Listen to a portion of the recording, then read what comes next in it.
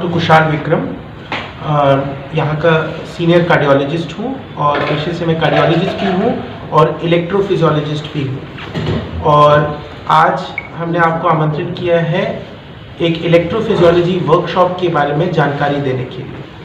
तो सबसे पहले मैं इलेक्ट्रोफिजियोलॉजी के साइंस पे कुछ बोलना चाहूँगा। ये कार्डियोलॉजी के ही ब्रांच का एक आधुनिक ब्रांच है जिसकी एक स्पेशलाइज्ड ट्रेनिंग ली जाती है। जो इलेक्ट्रोफिजियोलॉजी प्रैक्टिस करते हैं उनको स्पेशल इलेक्ट्रोफिजियोलॉजी में ट्रेनिंग दी जाती है। और अभी मैं बिहार का फर्स्ट फुल टाइम इलेक्ट्रोफिजियोलॉजिस्ट हूँ जो इस बीमारी का इलाज करता है। इलेक्ट्रोफिजियोलॉजी हार्ट की इलेक्ट्रिकल प्रॉब्लम्स की जो प्रॉब्लम होती है उसका इलाज करने के साइंस होता है। आपको एक सिंपल सा एग्जांपल देता हूँ। जैसे हमारे घर में हमारा जो वाटर पाइप्स होते हैं वो एक अलग काम से होते हैं। हमारे जो इलेक्ट्रिकल वायर्स होते हैं उनका काम अलग होता है। इलेक्ट्रिकल वायर से बिजली आती है और वाटर पाइप से पानी आता है। कुछ इसी प्रकार से हमारे हार्ट में भी दो सिस्टम होते हैं उसके अच्छे फंक्शन करने के लिए, उसके बढ़िया से काम करने के लिए। एक होता है दिल की जो खून की सप्लाई होती है जिससे दिल को ऑक्सीजन मिलता है, ये दिल की आर्टरीज के द्वारा उसको मिलती है। इनमें ब्लॉकेजेस होने के कारण जो प्रॉब्लम होती है वो एकदम अलग होती है। उसमें हार्ट अटैक होता है, सीना में दर्द होता है और उसका जांच और इलाज अलग होता है। उसी प्रकार एक इलेक्ट्रिकल सिस्टम होती है हमारे हार्ट में जिससे धड़कन बनती है। हमारी दिल की धड़कन पेसमेकर से बनती है।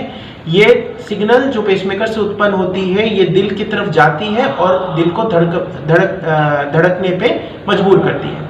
कुछ मरीजों में क्या होता है कि दिल के अंदर एक एक्स्ट्रा इलेक्ट्रिकल सिग्नल रहती है जो कुदरती तौर से पाया जाता है। मतलब बहुत लोगों को ये बचपन से होता है। इसके कारण कभी कभी क्या होता है कि दिल की धड़कन एकाएक बहुत तेज हो जाती है। ये बहुत ही कॉमन बीमारी है और इसका डायग्नोसिस करना भी बहुत आसान होता है। जब मरीज को अचानक से धड़कन तेज हो जाती है तो उसी समय ईसीजी करके इसका डायग्नोसिस किया जाता है।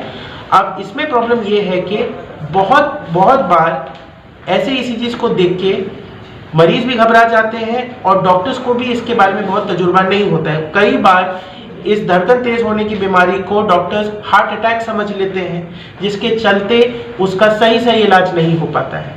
ये जो धड़कन तेज होने की बीमारी होती है इसका उम्र से कोई लेना देना नहीं होता है। कई बार ये छोटे बच्चों में भी पाया जाता है, 6 महीने के बच्चे में भी पाया जा सकता है और 70 साल के वृद्ध व्यक्ति में भी पाया जाता है। इसका कोई एज डिफरेंस नहीं होता है। ये एक्स्ट्रा सिग्नल अदरवाइज एक पूरे नॉर्मल हार्ट में भी पाया जाता है। ऐसा नहीं होता है कि ये इस एक्स्ट्रा सिग्नल होने के चलते हार्ट एबनॉर्मल है। और अगर इस एक्स्ट्रा सिग्नल का पहचान करके इलाज किया जा सके तो हमेशा के लिए इलाज हो सकता है।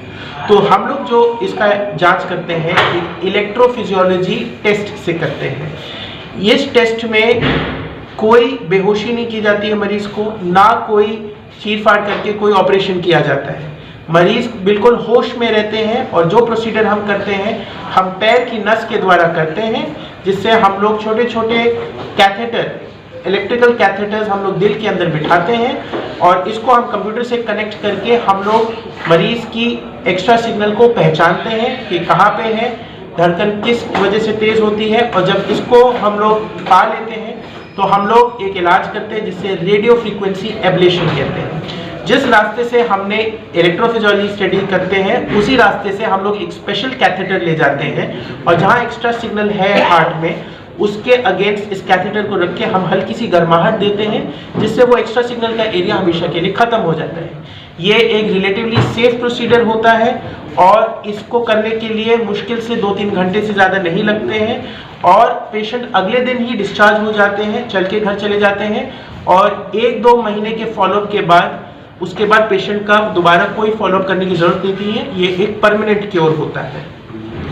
ये इलाज बहुत कॉमन है, बस प्रॉब्लम यह है कि इसके बारे में अवेयरनेस, जो पब्लिक की अवेयरनेस है और डॉक्टर्स के इसके प्रति जो अवेयरनेस होती है वो खासतौर से हमारे स्टेट में कम है। तो मेरी कोशिश इस वर्कशॉप के थ्रू है कि इस प्रकार का जो इलाज है ये अब बिहार में भी उपलब्ध है। इसको करने में बहुत ज़्यादा मुश्किल नहीं है, ये इजीली अवेलेबल है हमारे मरीजों के लिए। इस इलाज के लिए जिसके लिए बहुत कम समय लगता है, इसको करवाने के लिए मेट्रोपॉलिटन सिटी या और सिटीज़ शहरों में जाने के बजाय हमारे स्टेट के मरीज़ इस 2 प्रकार के होते हैं, 2D एको और 3D 2D EP और 3D EP। मैक्सिमम जो आम इलेक्ट्रोफिजियोलॉजिकल प्रॉब्लम्स होते हैं उनका इलाज 2D एको से किया जा सकता है, और इसमें EP और रेडियो फ्रिक्वेंसी अगर किसी मरीज को दोनों लगते हैं तो उसमें जो एवरेज खर्च पेशेंट का 1.5 लाख तक आ सकता है। और अगर 3D की बात करते हैं तो उसमें कुछ एक्स्ट्रा खर्च आता है, क्योंकि उसमें एक स्पेशल टाइप का कंप्यूटर की ज़रूरत होती है जिससे पूरा हार्ट का बाहर एक 3D रिकंस्ट्रक्शन बन जाता है। बट वो चीज़ हर EP वाले कंडीशन में ज़रूरत नहीं होती है, वो कुछ स्पेशलाइज एबनॉर्मलिटीज़ में ही ज़रूरत होती है, तो उसको ज़रूरत पड़ने पे हम कर सकते हैं। अदरवाइज मोस्टली 2D एको 2D EP के थ्रू ही मैक्सिमम इलाज होता है।